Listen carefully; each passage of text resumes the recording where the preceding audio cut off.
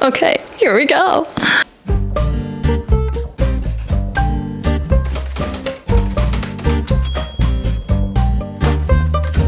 Shalom, this is Zoe from That Jew Girl Lou. I know, long time no see. I took a little bit of a break from making videos to focus on a lot of different things. First of all, I made a short film and we got to premiere it in one of our local movie theaters, which is really cool. It is on YouTube. It is on my channel, Zoe Lewis Productions. I will include a link below for you to go check that out, please. I moved again. I dealt with some health-related struggles once more, but here I am. I tackled with myself on all the many topics that I could make this video about. You know, what should my first video of 2025 after taking a small hiatus from video making for a while? Especially since this video is going to be posted the day before Holocaust Remembrance Day. I do have a video on that, by the way, that I will include a link below for. So I decided that this would be a great opportunity to kind of reflect on the evolution of this channel. I have picked out 3 videos that I am going to be reacting to and ultimately correcting myself. This whole channel has been like one big learning experience for me. And I think it would be good if I went back and sort of addressed some of those mistakes that I made, because, you know, everyone makes mistakes. So, here we go. Here's video number 1.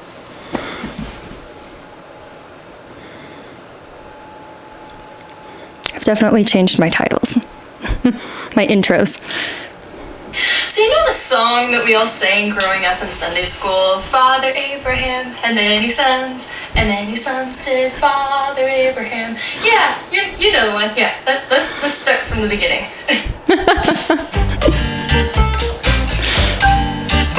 The Diaspora. Shalom. Have you ever wondered the history of your Jewish genes, or maybe you aren't Jewish and you're just looking into learning more about the Jewish background, or perhaps you are a Christian or a Messianic Jew such as myself and you're just simply curious like I am. So for me, in order to fully understand the context behind Jewish history, we must step back and examine the entire picture. The entire picture starting from creation, beginning of our concept of time. From the very beginning of this channel, you could hear my dog Olive in the Genesis 1:27 through 28. So flash forward about 16 years and Sarah gives birth to a son, the son who was promised from God in the beginning, and she names him Isaac. And this name Isaac means he laughs in Hebrew, because both Abraham and Sarah laughed when God told them that they were going to have a child. They just thought it was so funny. Lesson from the Bible, this is biblical. Kind of don't laugh at things that God has told you. Don't do it. Older than his little half-brother Isaac, an Old Testament story that would come full circle when God sent his only son, Jesus, Yeshua, as a sacrifice to atone for our sins in the New Testament, but we'll come back to that parallel eventually. Now, all over the place. Things get a little complicated in terms of family and bloodlines. So our boy Jacob got into a wrestling match one night with an angel of the Lord, hoping that God would bless him, and as a result, God changed Jacob's name. So you're kind of saying where we're going from here. Genesis 32:28. Then he said, "Your name shall no longer be called Jacob, but Israel, for you have striven with God and with men and have prevailed." So Israel literally means to struggle with God. And knowing this, it all makes sense. The Old Testament is a story about a nation in a state of constant back and forth with itself and with God. Take Ezekiel 37:21. You can either rewind this video to the beginning, or you can open up your Bible, which I highly recommend. You know, still recommend that. Jews were really the first race of people. So now that I know the background of Israel and its connection to the 12 tribes. So that's the point that I wanted to focus on here when I say, well, technically the first race of people were Jews. That is not necessarily true. That's not true. I actually believe that like Adam and Eve, they didn't have a nationality, first of all. As they started, you know, in the Garden of Eden, they didn't have a nationality. There weren't really, I don't think there were really any nations back then. It was just them and their descendants. And then after the flood, when the earth and the population of the earth was wiped out, you know, you have Noah's family. Everyone on earth descends from Noah after the flood. But, you know, technically, the original Jews are from the land of Canaan. They descended from the Canaanites. Oh, Zoe. Let's move on to video number 2. This is from my Purim episode.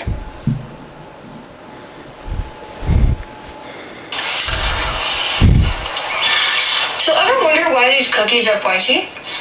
Also, you're probably wondering why I'm dressed up as an elf.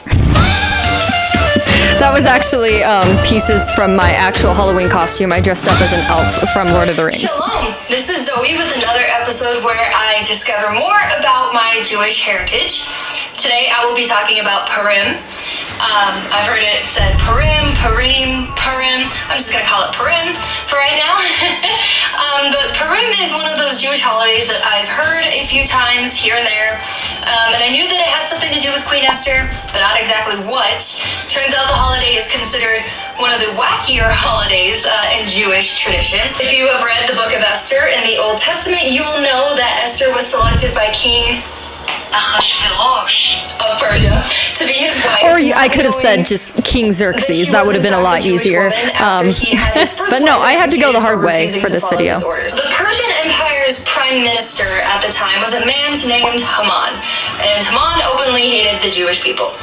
Esther had a cousin named Mordecai who was seen as a leader among the Jews, and Mordecai refused to bow to Haman, defying the king's orders. Obviously, this made Haman furious, so he convinced the king to issue a decree ordering the extermination of all the Jews on the 13th of the Hebrew month of Adar. It's amazing how history repeats itself. This date was chosen by Haman by casting lots. One night, she decides to go to him uninvited, which was something a king's wife never did, apparently, because that's kind of how his previous wife Vashti was killed. And asked the king Okay, so that, I'm going to pause it there. So Queen Vashti, it doesn't really indicate in scripture that Queen Vashti was killed. Some people might believe that, but it doesn't actually say for a fact that she was killed. I think she was just exiled by King Xerxes or Ahasuerus. So that is my second correction in this video. But I'm going to keep watching it. It was there that she revealed to him her Jewish identity in light of Haman's plot to kill her people. On this day, they rested and they celebrated their victory over the Persians. Today, it is still celebrated, obviously, and often observed by reading the book of Esther or the Megillah, giving food and money to the poor and sending gifts to loved ones. Purim is also known as a day to let loose and just be Jewish due to the concept that on the 13th day of Adar, you know, honestly, all Jews should just let loose. I mean, so it's so much fun being Jewish. Why can't we do that every day? You know? This is totally my Halloween costume from last year. Yep. So for multiple reasons, this is why they wear costume. A traditional Purim food is hamantashen. I had seen these before, but never connected them to Purim until I did my research, and until I actually tried making them for myself. They are these 3/4. I also had some footage of me trying to make hamantashen for this video, and for some reason something happened to the footage and it never got used. I'm not a cook and I am not a baker, but I decided to give hamantashen a try. And I never made the connection that hamantashen literally has the name of Haman in it. Legend has it that Haman had these pointy, Spock-like ears. That's where the pointy corners of the hamantashen came from. I also think that it's kind of interesting that Haman, the guy who hated the Jews and wanted them destroyed, is very similar to the name of Hamas, the terrorist group that is currently holding Jewish and Israeli citizens hostage in Gaza right now. Let's move on to the third video. This episode, the Hanukkah episode, this was, I feel like there's a lot more details I could have gone into with this episode, but let's just give it a watch.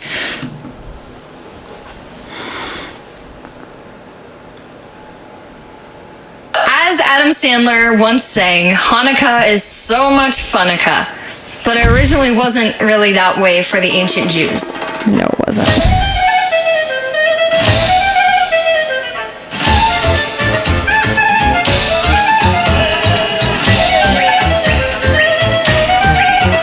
Shalom, this is Zoe, aka That Jew Girl Lou, and I am here to talk about Hanukkah, probably one of the most famous holidays synonymous with the Jewish culture, and in my opinion, my favorite Jewish holiday. And you're probably wondering, why am I wearing this head wrap thing? So yes, while it does make me look even more Jewish, I'm actually wearing it for health reasons, okay?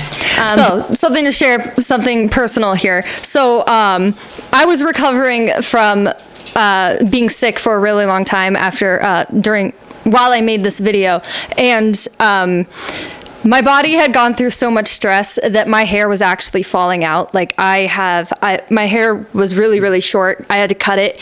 And so I was super insecure about it. And I kind of used it as a way to kind of explore some new styles and stuff. So I covered it up most of the time. I used these really cool head wrap things that I found on Amazon. So that's what that is. My hair was actually falling out, and I wanted to cover it up. My hair is doing a lot better now, by the way. It's growing back, and it's way healthier than it's ever been before. But that really stunk. But wearing those head wraps actually made me feel very beautiful. So here's to the Jewish culture for that. But it does make me feel very, very pretty. So I still pull them out every now and then. Please be sure to like this video and subscribe to this channel if you like what you see. So in my previous vlog, I discussed the Torah and the many different books held sacred by the Jewish people. The story of Hanukkah is a story that you won't find in the Bible, like the Old Testament or even the New Testament, but you will find references to it, primarily in the book of Daniel. When I was researching for this episode, I came across multiple sources that alluded to books called 1st and 2nd Maccabees that were supposedly removed from the original Bible manuscripts, and there was a lot of controversy surrounding them, like if the story of the Maccabees are considered Bible canon. I guess they can be found in Roman Catholic and Eastern Orthodox. So in terms of Bible canon, there's a lot of books that could have been in the Bible, but they were excluded because they didn't add to the whole point of the Bible. I'm doing this unscripted. I don't know if you guys know this, but I use a teleprompter because I'm really bad at public speaking. So I'm kind of going off script for this video. The whole point of the Bible is to point towards Jesus and what he did for his people. And the Maccabees doesn't necessarily have to do with that. So that's why you don't find 1st and 2nd Maccabees in the Bible. It's kind of like the book of Enoch. Like the book of Enoch is a pretty important thing. It's pretty crazy, but you're not going to find it in the Bible. It doesn't really add to the theme of the Bible. So that is why it could have been helpful of me to maybe mention that too. So let's keep going. Bibles, but just because something is not considered canon doesn't make it any less true. I thought that was interesting, and I wanted to share that. Once upon a time, there was a king named Antiochus IV Epiphanes, and he did not like the Jews, as most people didn't, and still don't. Antiochus was in charge of the region and had big footsteps. But there are a lot of people who love the Jews. Antiochus worked very hard to implement the paganistic culture of the Seleucids in what is known as Hellenism, which is basically a fancy word for Greek culture. This involved nearly eliminating anything that had to do with the monotheistic beliefs of the Jews by prohibiting Jewish practices and trying to get them to worship false gods like Baal and Zeus. One day, a Jew named Mattathias took action against a Greek official. He ended up killing this Greek official who had tried to make him worship a pagan deity. This action began what is known as the Maccabean Revolt. It wasn't long before Mattathias' 5 sons took it a step further and initiated a full-scale revolt that would last 3 years. And as a result of this revolt, Antiochus was defeated, and they were able to take back the temple, which had been used as a pagan place of worship under Antiochus's rule. So when the Maccabees rededicated the temple and worked to restore it back into a place of Jewish worship to the one true God, Yahweh, they actually found that there was just enough oil left in the lamps that would only be enough to burn for 1 single day. They lit the lamps anyway, knowing that it was a possibility that it wasn't going to last very long, and the candles ended up burning for 8 days. a miracle. This is why Hanukkah is 8 days, or rather 8 nights long. We eat oily potato latkes as a way to remember that miracle. We play dreidel because legend has it that the letters on each side of a dreidel spell out a great miracle happened here in Yiddish. So that's not really legend. I mean, that's actually true. Each of the letters that you see on the different sides of a dreidel actually spell out a great miracle happened here. So that's not like, it's not a legend. I mean, that's actually what they say. It's actually what the letters on the dreidel say. A great miracle happened here. I don't know where I was going with that. I don't know why I said that.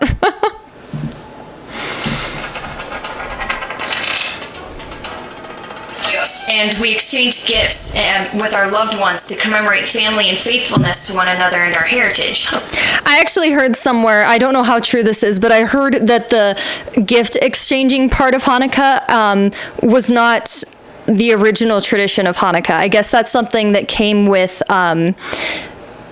Americanization, basically. So the Jews that came over to America, you know, Hanukkah being set around the same time as Christmas, you know, that's a time where, you know, families give gifts to one another, families and friends. Jewish children, you know, who don't get to experience Christmas, who don't celebrate Christmas, they didn't get those gifts. In school, you know, all their friends are getting Christmas gifts for each other and from their family so that the little Jewish kids didn't feel left out. That was a tradition that was added to the Hanukkah celebration, was the exchanging of gifts.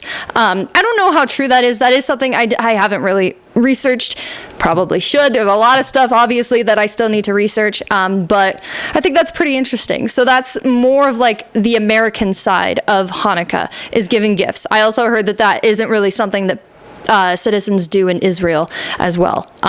Correct me if I'm wrong, please, but I've heard those takes on the gift-giving aspect of Hanukkah, so. According to Wikipedia, the name Hanukkah derives from the verb dedicate. Nunak Shemak. Oh, gosh. See you next time. Shavuot Tov. Oh, my goodness. Okay.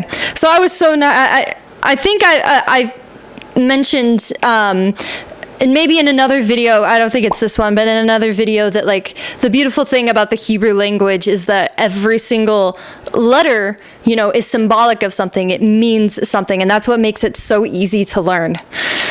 I was so naive when I said that. I've been trying to learn Hebrew for like 2 years now, and it's really hard. Struggled with Spanish in high school, and now that I'm trying to learn Hebrew, this is so much worse. It's a lot of throat work. Some of the words have multiple meanings, and you know, it's just, I was naive back then. Learning Hebrew is really hard, at least for me. That is what I have for you guys this month. I always say that I'm gonna maybe post videos every couple of weeks, or I think right now the most realistic thing for me to do is to try to post a video at least once a month. Really appreciate all the views that I got on my most recent video. I did not expect all the attention that video got. I did not expect all of those views and all of those comments, and oh my goodness, it was awesome. It sparked so much conversation. So thank you for that. I really appreciate that. Thank you for learning with me today. Thank you for sticking with me. I hope to see you guys next month. Shavuot Tov.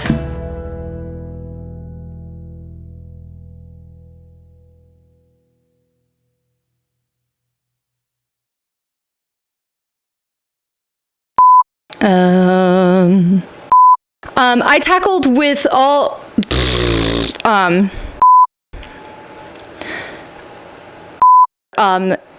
national